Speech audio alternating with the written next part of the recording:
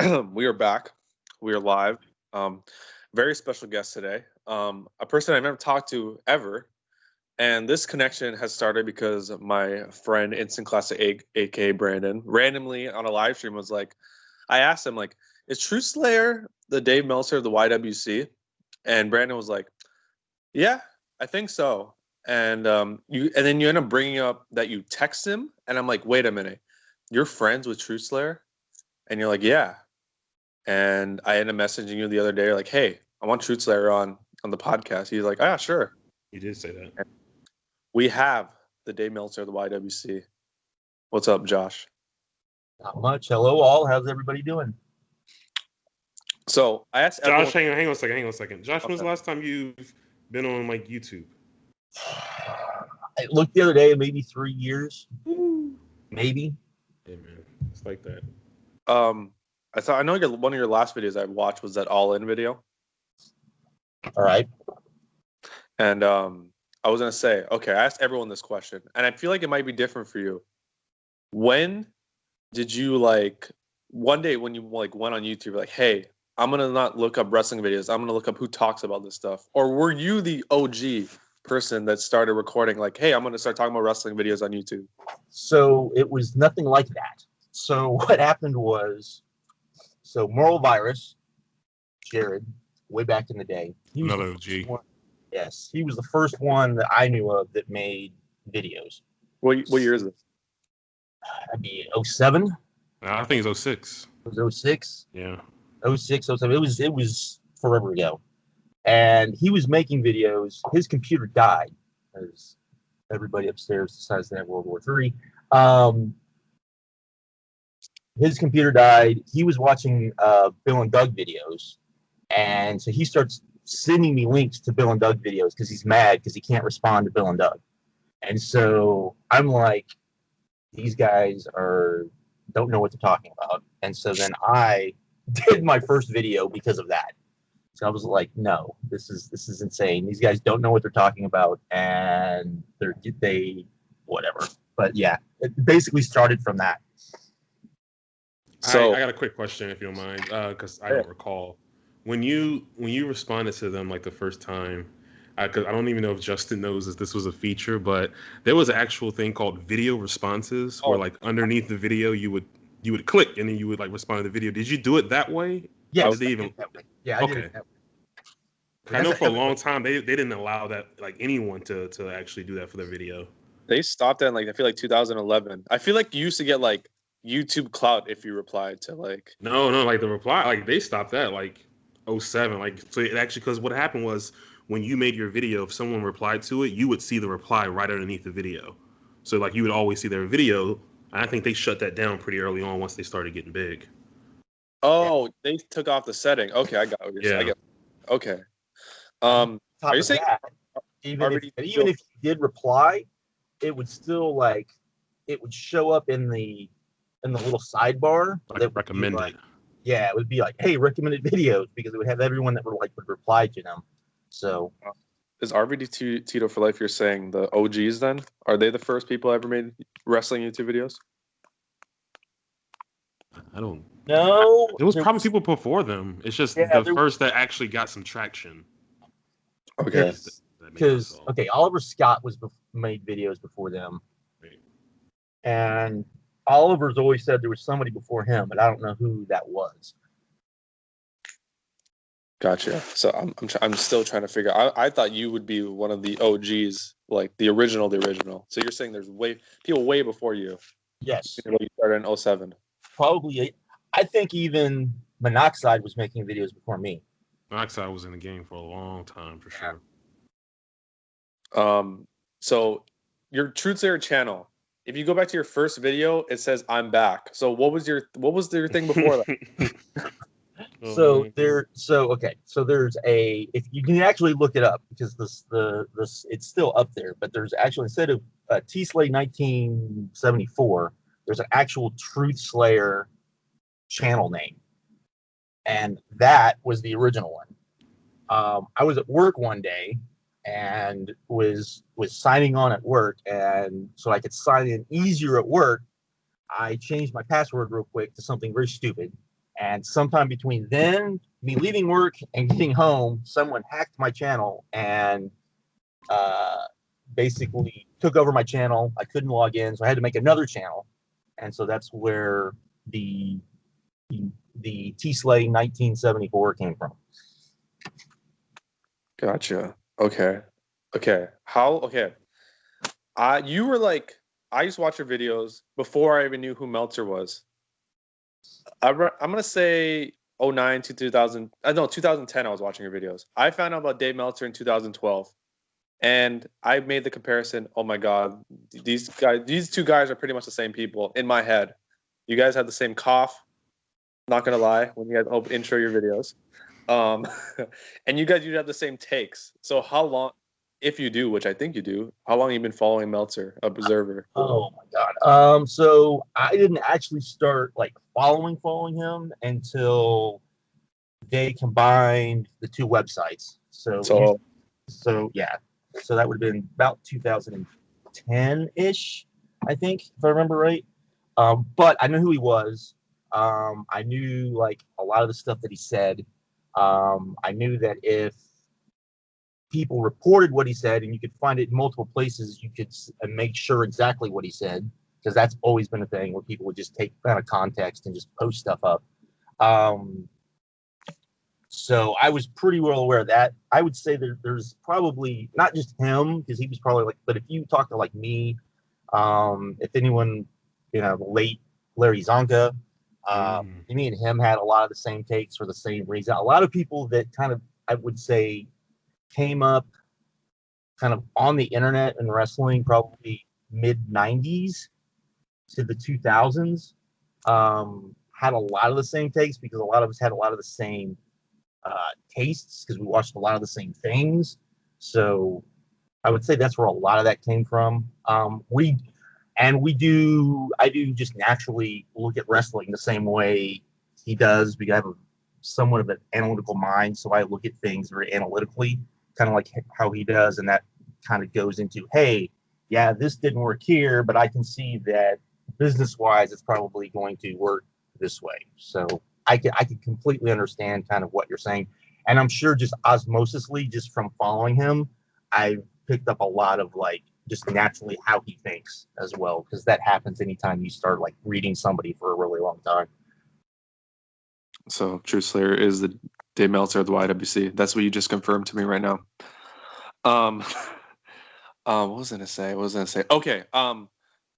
So you go to WrestleMania. When do you start going to WrestleMania trips? Because I know you made that WrestleMania review at 27, and I see Phil in your videos, and that just caught me real big, because I'm like, Phil doesn't even have 1,000 subscribers to this day. I'm still upset about this. So I know nobody called me. But go ahead. Wait, so you were there? Go ahead. No. You tell your story. You go. No, it blends in with his story. So you tell yours, because it's so it's nothing. It's just my computer. I mean, obviously, I was talking to these. We can talk about this, but I was talking to these guys for a very long time, literally every single day on Skype. My computer goes down. At this time, I get like my first like legitimate like girlfriend. So like it's like, oh, whatever, my computer's down. I don't need to talk to these guys right now. But they were all planning on going to Mania, and I'm sitting there like I'm on the sideline, and nobody called me. And I would have gone to Mania as well to see the greatest match of all time, but that's just me. What's the greatest match of all time? It's WrestleMania 24, right? Oh, you didn't go 24. You went 25. It was 25. Well, yeah, it was 25. Yeah. But yeah, so that was like the first time like a bunch of us ever met up. It was, first of all, it was in Houston, so that's where I was living at the time. That's where also Bill and Doug are from too, is Houston. So, and then everyone was like, "Hey, why don't we all go?" So I think Crazy Mike, if you remember him, he kind of organized the whole thing for everybody outside of Houston. And so him, let's see, MB Wrestler, who else showed up? Chase. You had Oxide on there. You had Chase. Yeah. You had was Giver on that one? I don't know if he was on that one or not, but I don't think he did much organizing. Yeah, no, he was on there, because he went to that one and then he went to the next one. Right. So Giver was on there. I think that was, I'm trying to think. There were other people there that I don't, but that I don't remember off the top of my head. But And yeah, not to bounce around, but that was like you said, that was the first Mania with like the big weekend with like the trips and everything. But you went to Mania before that, right? yes, because I went to WrestleMania 17, which is funny because even though you didn't have like all of like the indie shows that were there, it was very much the same way because they had pretty much like an all access. So I think it was like the first time they really had done that. It's not how they do it now at all because it was literally just a free for all. It was so much better because it was basically just a big giant free for all. But that was the first one I ever went to, and then I didn't go to another one until then because it was in Houston. And then of course you had the Ring of Honor show, which was awesome to be there live for. Two of them actually, and then we went to Phoenix the next year and went to that beautiful Dragon Gate USA show. Oh man, that was fun. Yeah, that was one of the wildest like venues to watch a wrestling show at. If you go back and look at the card and just look at the names that are on that show, you just be like, dude, there's just so many like big names that like we have today that are just like on like the undercard, like the pre-show matches. I think like the Bucks were like on a pre-show match. Because wasn't it the Bucks and somebody from Chicago? I don't remember. And Quackenbush and Jigsaw. That sounds about right. Yeah. But yeah, this show was the one in Phoenix was the stage was elevated. Everyone was so tired, like everyone, like you had people falling asleep. It was the craziest. It was hot. It was that was my first Mania, and yeah, like you said, the thing that killed me is one, we were only out there for 3, maybe 4 days. I got out there Friday. I left on Monday. And obviously being from the East Coast and going all the way over to the West Coast, it just absolutely destroyed me. You remember that day, like after Mania, I had my backpack on. I literally just fell asleep on the floor, just passed out. Yeah, it was definitely exhausting. But it was a fun time. I mean, I think that was the first like true, real like Mania trip because we were also like just so out of it by the time Mania got there. It was crazy. Because the ROH shows were crazy. They were really good. And then, like you said, going to Dragon Gate, and that was like a really late show. And then didn't we go to the Hall of Fame too? No, we skipped. We skipped Hall of Fame. I didn't go to Hall of Fame until New Orleans, actually. Every year was just Dragon Gate. So wait, so you guys, no one decided to like, hey, we're gonna record this trip, even like a little bit? No, we did. For Phoenix, I did. I don't even know if they're up anymore. But I did a couple of videos where we were trying hot sauce that I brought with me. Yeah, we did the that. Mad Dog 357. Yeah, we did that. I don't know if I ever told you, Josh, but I'm such an idiot. I after we finished that video, I put it back in my suitcase. I got home, the whole thing exploded in my suitcase, ruined all my clothes. It was awful. I'm surprised like they didn't like do like what is this, like a dog or something didn't pick it up. But yeah, like I said, we recorded that, and then I think recorded just us eating somewhere. But that was pretty much it. Other than just those those videos on your channel, like the recap videos. Yeah. So where does Phil? Oh yeah, okay. Phil's in that video. What Phil also brought up, he was invited to what is the Skype talkers he brought up? Right. So that's more of a myth thing that I Exactly. got mad about and just like exploded on people one day because there was me, Brandon, Chase, Calvin, or Calvin. I say Calvin. I would call him Calvin. You got Jim in there. You got Juice. There was a bunch of us, and we were kind of like the core group of like everybody, and we would just get on there, talk wrestling, and then anything else too. But we were kind of like at the time, we were kind of like with the exception of Bill and Doug, we were probably all of the more popular YouTubers. With the click, we were the click. Like honestly, this is pre click days. Yeah, this is we were the click before then. Click Skype calls. And so we would just get on there and just start chatting, and then eventually, I think it was Mike, started recording the calls, and he would upload them, and then I started uploading them, and then it kind of just all went from there. And then I don't know who invited Phil. It had to have been Chase. It had to be Chase. I think because I believe I was thinking back since we were going to do this call. I was thinking about how I got involved with the calls. I'm pretty sure it was either Juice or I'm pretty sure it was Chase that brought me on. So it was probably him as well. To this day, Phil snuck himself into just random groups throughout the years and still hasn't got his fame off of it, his subs off of them. It's all good, man. He knows some people from it, so it's not a big deal now. What was I gonna say? Okay. So Bill and Doug, is that like a feud? Did you guys like feud back and forth? Oh my God, yes. Like it was huge. Like we didn't. And what was funny was, and this is absolutely true, is we literally like where they were living in an apartment together. They literally lived like 10 minutes from my house.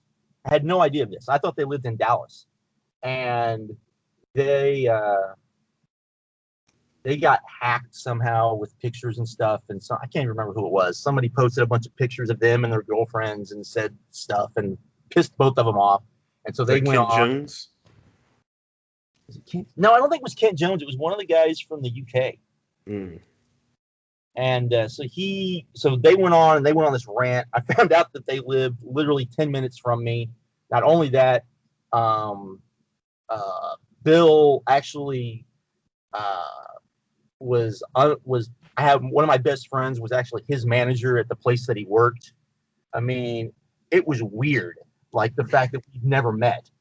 Again, because we kind of started the three of us kind of started talking after that, because we all found it really strange that we'd never actually met before then, because there were shows that like they had planned to go to that were locally that I would go to that they then last minute decided not to go to, and vice versa. It was very like, how have we not met before?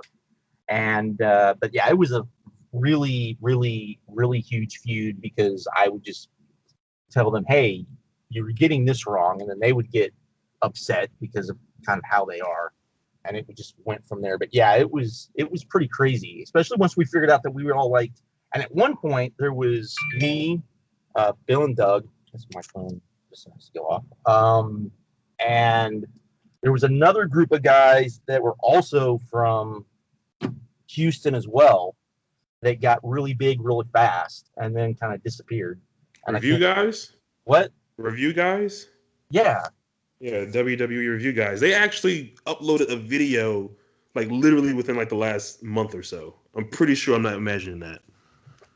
But yeah, so then they blew up real quick. So it was really weird that all of a sudden all these people from Houston of all places just kind of, because you would think it would be like New York, maybe Boston.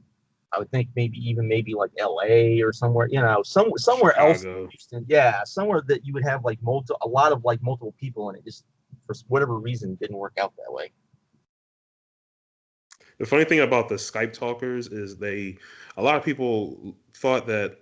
Now, I guess they got it from those clips that came out. I don't know how, but they thought that we sat on Skype and sat there and like talk shit about people or like, try to start feuds, when literally all we were doing was staying up till 3:00 in the morning watching wrestling like a bunch of nerds. We go on Skype, but we bury one by one every YouTube channel, and then that's what people think we did, probably right? The one time that we should have recorded that we didn't. Of course. Was of course, great night. Was what was the name of that show? Man Up.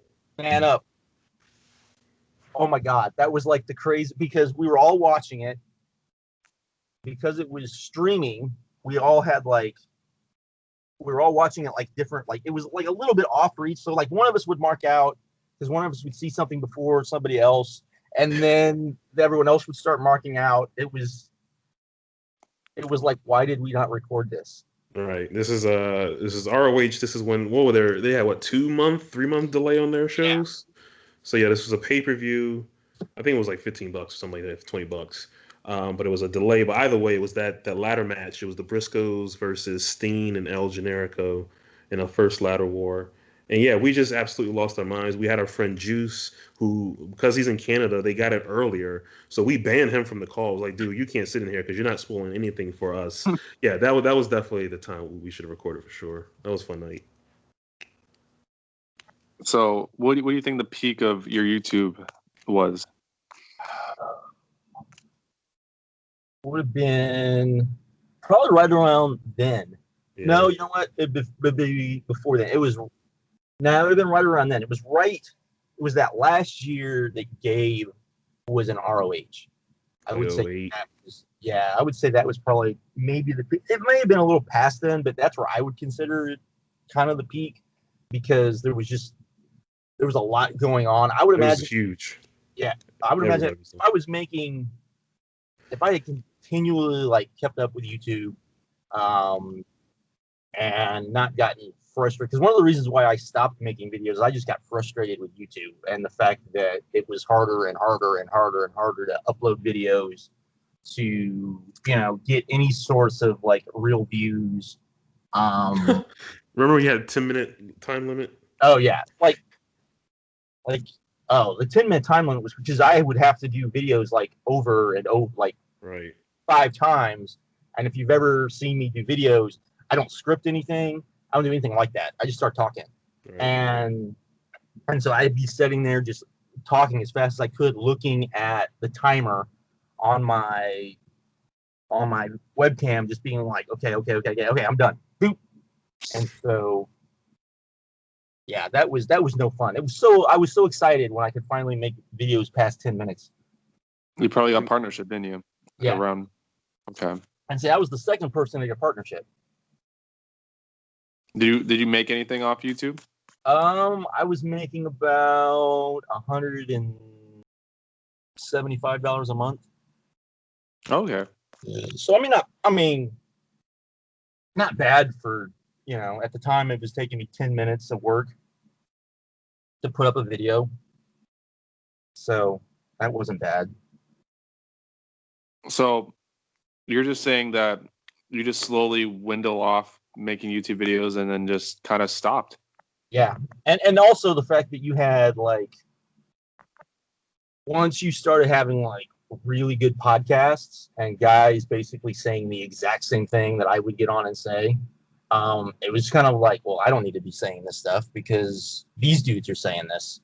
So pretty much if you listen to the Voices of Wrestling guys, you're pretty much listening to me. Almost exact. It's kind of like scary. Like I'll be sitting there thinking about something while I'm watching something and then listen to them and be like, yep, there we go. So you have the advent of podcasts, but then also like social media, the fact that Twitter's there, you can just instantly get your thoughts out. Right. You don't have to set anything up. It's just, it's made it much easier. Or if you listen to Uncle Dave and then you listen But could you imagine, Josh, like peak, like you said, like 07, 08, having all the features like on YouTube, like now? Like live streaming, or like, just imagine like you could like, I have a response to Bill and Doug. I'm premiering it at 8 p.m. tonight. You can have everybody in the chat room. Dude, it'd make people so much bigger. It would be insane. It would. I mean, I think that it would be more rewarding too, because I think another thing that I know I was this way. I know I'm not the only one. I won't name other people that are the same, but once YouTube like really changed, like the amount of subscribers you had didn't matter. And then all of a sudden, like within like, I'd say a year of that, you had these channels popping up who were brand new channels who were backed by, bigger websites that all of a sudden had like overnight, they had like 20,000 subscribers. They were getting like double the views, and it was like super frustrating. And it was just like, well, why am I, doing this, and now I'm working harder to do it. So that, but if you had like all the like the fact that like the live streaming, the live chats, the and then putting that now you guys are on Skype and you just click a button and you just record. It's that easy. Yeah, I mean, and then there's that too. I mean, it's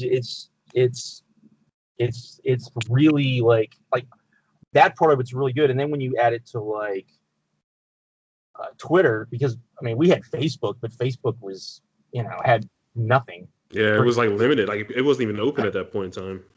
Now Yeah. it was 708. And so and you have all the features like Twitter lets you do, and the fact that if you know how to Twitter right, then it's that helps. And then when you add in like now you have like Patreon, which that I think opens the doors for like so many. Like, I'm so glad you said that. I'm so glad you said that. I have a quick segue. Justin, are you aware of YouTuber by the name of Spinnernet? Yes. Okay. The fact you brought up Patreon, Josh, I forgot when you did it. It was 2008, 2009 when Spinnernet's car, when he had issues with his car. No. I was around 2011. Was it 2011? Yes, 2011 because I joined the YWC in 2010. Okay, well that's even crazier. So either way, 2011, he's got an issue with his car, and he's asking his subscribers for help, and he's like crowdsourcing some money to get his car fixed, and people were like super pissed with him. Josh, if you can remember, you can remember, as you said you were there as well. People were super mad at him for doing that. But now you look at today's society, that's all people do, man. It's like GoFundMe and everything. Oh, yeah. Like he was ahead of his time.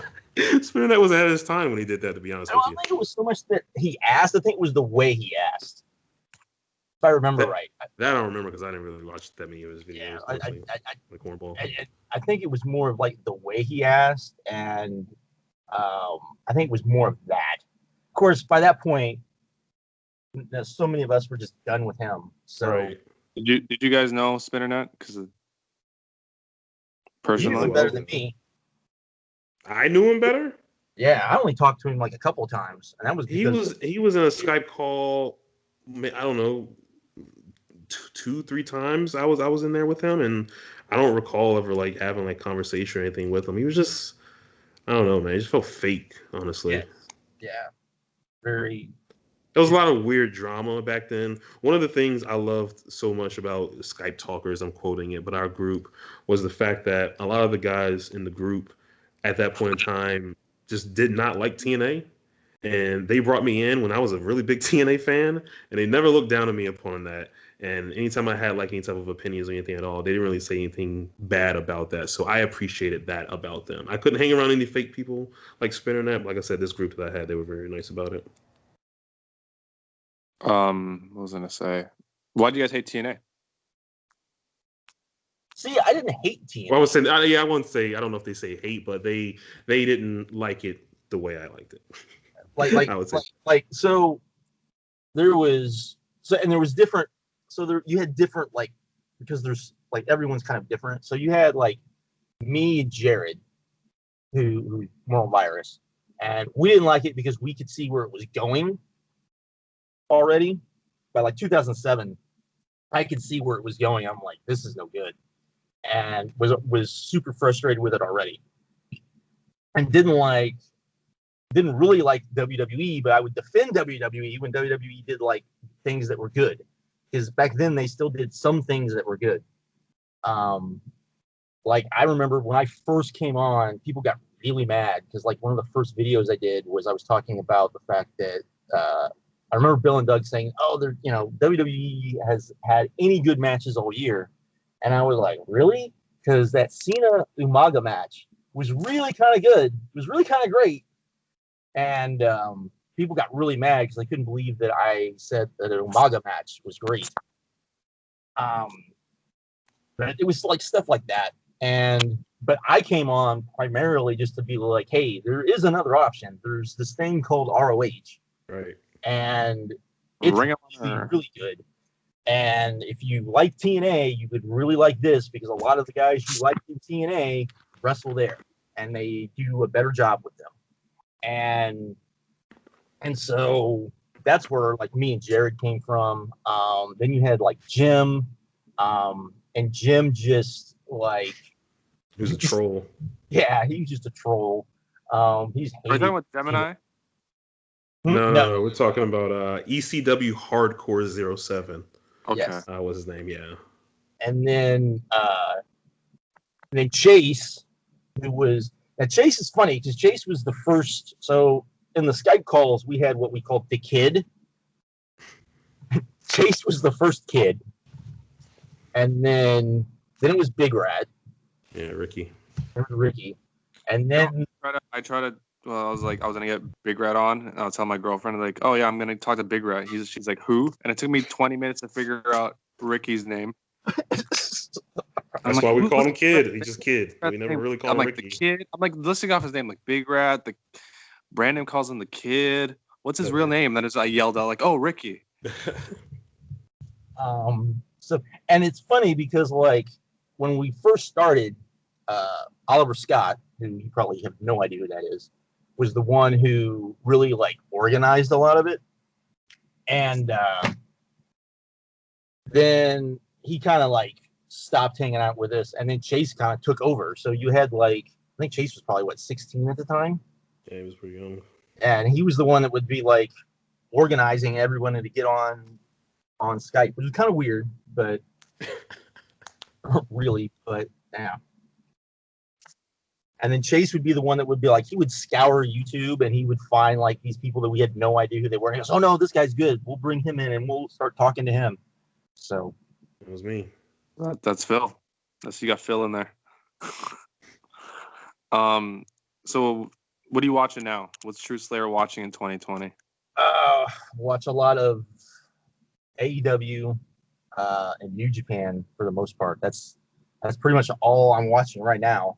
No more WWE, no more Vince. I have not watched Vince since. It's a plague. I'm sorry. 2 years, 3 years. Whenever after that first Saudi show, I stopped. I was like, I'm done. 2018 after 34. Yeah, it wasn't even after that. It was probably the May after that. I was like, I can't do this anymore. I was falling asleep during the pay-per-views. I was falling asleep trying to watch Raw. I was like, this is so boring. I can find other things to watch. Do you ever take a peek, like go back, like, is your ex-girlfriend just, one night only?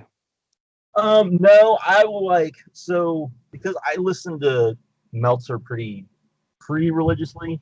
So I pretty much know what's going on. If I don't want to know what's going on, I just fast forward through the WWE stuff. There you go. So, timestamps, baby. Because it's just like, really, I just can't. Are you tired of this rating talks like Classic is? Oh yeah. Whoa, I'm not tired of the ratings talk. Who said that? What do you mean? The other day we're on Skype. What were we on? And you're like, if Meltzer talks about ratings, and I'm like, I bet money he's gonna talk about ratings tomorrow, and then literally he did. I don't know if it was about TV ratings. It's interesting. I like it. I like hearing about it. What I don't like are people who have no idea what they're talking about when they talk about it. Right. Because I just shake my head and I'm like, this isn't hard. This isn't difficult. The ratings are important though. Yeah. Like even like WWE, like the fact they're getting not good ratings right now, it's not a good thing for like the overall landscape of wrestling. So no, it's not. It's better if they're good along with everyone else. I think people don't always get when people talk bad about WWE and or somebody talks about, they're like, oh, this thing, and you're just like, look, I want WWE to do good, because in the vast majority of the public's eye, WWE is pro wrestling. Right. As much as like people who are diehard fans will be like, no, that's not the case. To the public, that's wrestling. And if they went away for whatever reason, it would be bad. So AEW, so you're AEW fanboy right now. Pretty much. Okay, here's a random question I just thought of. I don't know how long you've been watching wrestling for, but all these years, who's your favorite? Great Muta. All time. All time. Okay. And currently today, who's your favorite person to watch?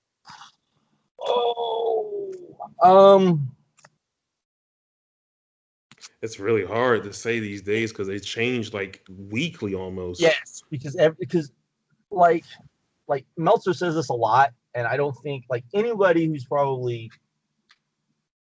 I'd say, under the age of 35 just doesn't understand like how much better like wrestling is as far as like what's going on like in the ring.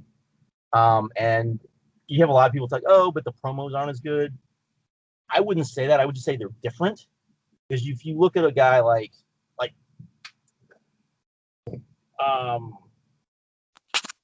think of someone who like you look at like Randy Orton, right?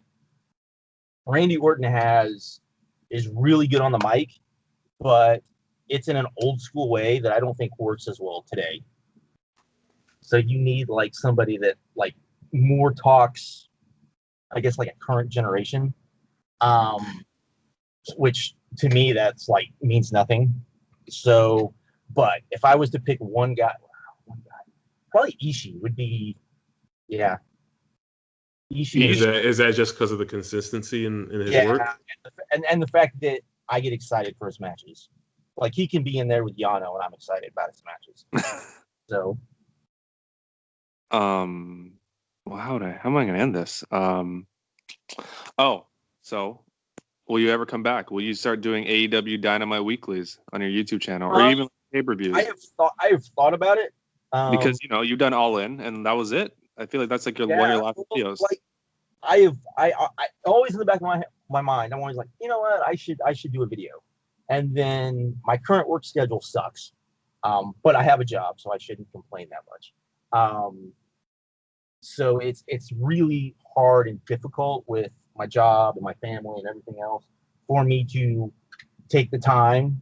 I know that sounds really weird because it's not that much time to do a video. It's just because I have to like up myself up to do it, and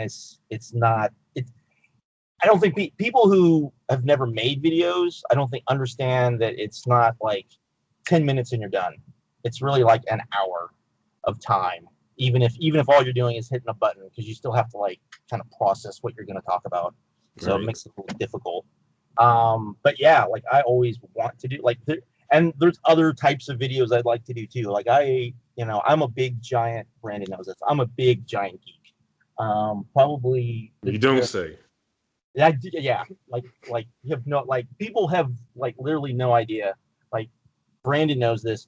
If you were to like, of all the people that I know on YouTube, probably the person I connect with the most is Nightmare Baller Marquine, which is so weird because I think he's 20 years younger than me. And we come from completely different backgrounds. But we're both big comic book nerds. We're both big gaming nerds. We're just two big just nerds. And I would love to do like more stuff like that, like on the nerdy side that I won't bore people with on here. But yeah, like I always pretty much am only like, yeah, I'd like to do a video, but then I never do it. So, but yeah, someday you will see me again. Especially. I have a quick question before we let go, and I mean, this hasn't been long-winded or anything at all, but if you can think of something really quickly, something in WWE that you would change to help them out and get better, what would it be? You mean besides get rid of Vince? Yeah, besides get rid of Vince and Kevin Dunn. I would say they need to completely change the way they present the product. It's the same presentation. Yeah, it's the same presentation that it's just in HD. Yeah. That they need to completely like if you watch AEW, it's not the same as like the way WWE films it. It's not totally different. It's not little things underground, but just little things. No more shaky cams. I mean, that's no more camera. Yeah, just I mean, even and that was like one of the things I liked about Dynamite was the fact that there's no specific color scheme. So that means as, the night goes on, you can always change the look of the arena, at least when they had fans at that time. Yeah. So that's one thing I really enjoy, whereas WWE, it's always red, it's always blue. It's just like the same thing. Right. It's a lot of the same camera angles, even though they can do different camera angles. It's a lot of the same, just like even when somebody's on like Dynamite's really good at, like, for example, when like Brody Lee or what's his name? Murder Hawk dude. Lance Archer. They do a really good job of making the camera like pan up to them to make them look bigger than they actually are. And Vince, who's big into like big dudes, they do a really horrible job of making guys look big. even though they got a bunch of really big dudes. I find that really weird. Yeah.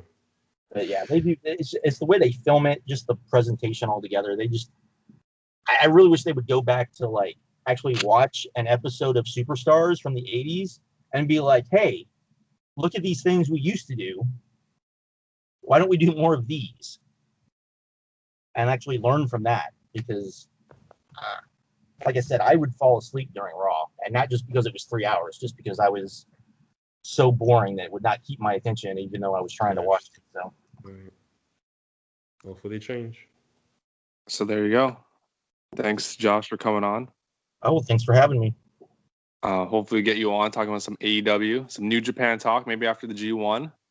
I am looking so forward to the G1. That's going to be my like. I have waited because I figure the G1 this year is going to be amazing. I remember there was a time where Brandon was the only person I knew that ordered the G1 on Ustream. It was just me and him. That was too much. It was what I ordered it too. So did Yeah. we knew a few people that did, but Oh, yeah. yeah, Juice Brandon was ordered like one the only year as well. person I actually knew. Everyone else was just like making fun of me. It's like, oh, you paid $900 for that, and now You we're got paying like less of that. 10. For all the years that we spent watching shows on Skype through XWT and not paying money, I had to give somebody some money. We stole a whole lot of shows. that was kind of my thought too. Because XWT. Oh, I used to use that. I know exactly what we're talking about. Okay. Yeah.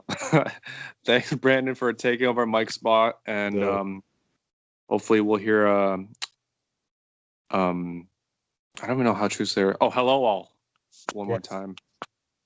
All right. Until tomorrow.